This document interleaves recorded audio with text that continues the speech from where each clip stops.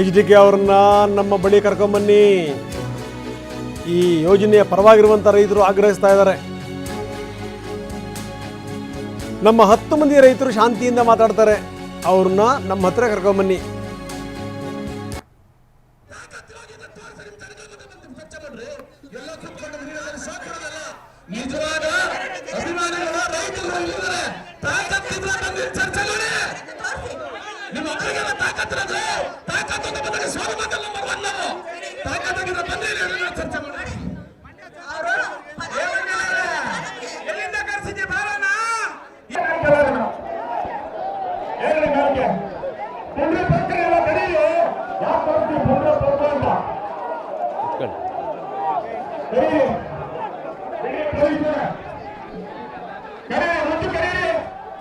ಬನ್ನಿ, ನಮ್ಮ ಪ್ರತಿನಿಧಿ ದಿಲೀಪ್ ಈಗ ಸ್ಥಳದಲ್ಲೇ ಇದ್ದಾರೆ. ಅಂದರೆ ಪರವಾಗಿ ಏನು ಪ್ರತಿಭಟನೆ ನಡೀತಾ ಇದೆ, ಆ ಪ್ರತಿಭಟನಾ ಸ್ಥಳದಲ್ಲೇ ಇದ್ದಾರೆ ನಮ್ಮ ಪ್ರತಿನಿಧಿ ದಿಲೀಪ್. ನಾವು ನೋಡ್ತಾ ಇದ್ದೀವಿ ಏನು ಅಂತಂದರೆ ಒಂದಷ್ಟು ಜನ ಈಗ ಆಗ್ರಹಿಸ್ತಾ ಇದ್ದಾರೆ, ಕರ್ಕೊಂಬನ್ನಿ HD ಕುಮಾರಸ್ವಾಮಿ ಅವರು ಕರ್ಕೊಂಬನ್ನಿ, ನಾವು ಮಾತಾಡ್ತೀವಿ ಅಂತ.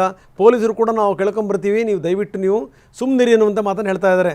10 ಮಂದಿ ನಾವು ಶಾಂತಿಯುತವಾಗಿ ನಾವು ಮಾತಾಡ್ತೀವಿ, ಅವ್ರನ್ನ ಕರ್ಕೊಂಬನ್ನಿ ಅಂತ. ಏನು ನಡೀತಾ ಇದೆ? ಸ್ಥಳದಲ್ಲೇ ಇದ್ದೀರಿ ನೀವು? ಖಂಡಿತವಾಗ್ಲೂ ರಂಗನಾಥ್, ಅವರೇನು DK ಶಿವಕುಮಾರ್ ಅವರು ಚರ್ಚೆಗೆ ಬನ್ನಿ ಎನ್ನುವಂಥ ನಿಟ್ಟಿನಲ್ಲಿ HD ಕುಮಾರಸ್ವಾಮಿ ಅವರು ಕರಿತಾ ಇದ್ದಾರೆ. ಅದೇ ರೀತಿಯಾಗಿ HD ಕುಮಾರಸ್ವಾಮಿ ಅವರು ನಮ್ಮ ಬಳಿಗೆ ಬರಲಿ, ನಾವು ಇಲ್ಲಿಯ ಸಾಧಕ ಬಾಧಕಗಳನ್ನ ಚರ್ಚೆ ಮಾಡ್ತೀವಿ ಅನ್ನುವಂಥ ನಿಟ್ಟಿನಲ್ಲಿ ಇಲ್ಲಿನ ರೈತರು ಮಾತಾಡ್ತಾ ಇರುವಂಥದ್ದು. ಯಾಕಂದರೆ ಯೋಜನೆ ಪರವಾಗಿದ್ದೇವೆ ನಾವು, ಯೋಜನೆ ಬೇಕಲೇಬೇಕು. ಯಾಕಂದರೆ ಇಲ್ಲಿ ನಮಗೆ ವ್ಯವಸಾಯ ಮಾಡಲಿಕ್ಕೂ ಕೂಡ ಸಾಧ್ಯವಾಗದ ಪರಿಸ್ಥಿತಿ ಇದೆ. ಈ ಕಾರಣದಿಂದಾಗಿ ಯೋಜನೆ ಮಾಡಲೇಬೇಕು, ಈ ಒಂದು ಯೋಜನೆ ಆಗಬೇಕು, ಇದರಿಂದ ನಮಗೆ ಅನುಕೂಲ ಆಗುತ್ತೆ ಅನ್ನುವಂಥ ನಿಟ್ಟಿನಲ್ಲಿ ಇಲ್ಲಿನ ರೈತರು ಹೇಳ್ತಾ ಇರುವಂಥದ್ದು. ನಾನು ದೃಶ್ಯದಲ್ಲಿ ತೋರಿಸ್ತಾ ಇದ್ದೇನೆ.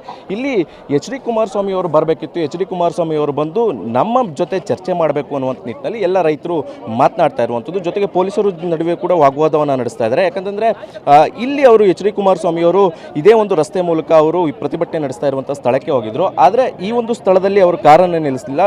ನಮ್ಮ ಜೊತೆಗೆ ಅಲ್ಲಿ ಪ್ರಚೋದನಕಾರಿಯಾದಂಥ ಭಾಷಣವನ್ನು ಮಾಡ್ತಾ ಇದ್ದಾರೆ. ನಾವು ಪ್ರಚೋದನಕಾರಿಯಾದಂಥ ಭಾಷಣ ಮಾಡ್ತಾ ಇಲ್ಲ, ನಾವು ನಮ್ಮ ನ್ಯಾಯವನ್ನು ಕೇಳ್ತೇವೆ, ನಮ್ಮ ಹಕ್ಕನ್ನು ಕೇಳ್ತಾ ಇದ್ದೇವೆ.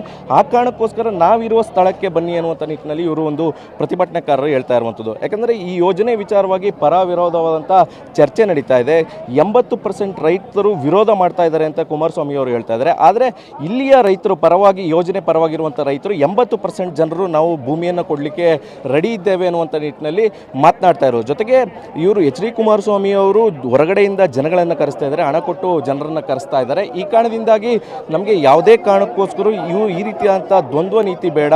ಜೊತೆಗೆ ಯೋಜನೆಯನ್ನು ಪ್ರಾರಂಭ ಮಾಡಿದಂಥವರೇ ಕುಮಾರಸ್ವಾಮಿ, ಆದರೆ ಈಗ ರೆಡ್ ಝೋನನ್ನು ಹಾಕಿದ್ದಾರೆ. ರೆಡ್ ಝೋನ್ ಹಾಕಿರುವ ಕಾರಣಕ್ಕೋಸ್ಕರ ನಮಗೆ ತೊಂದರೆ ಆಗ್ತಾ ಇದೆ.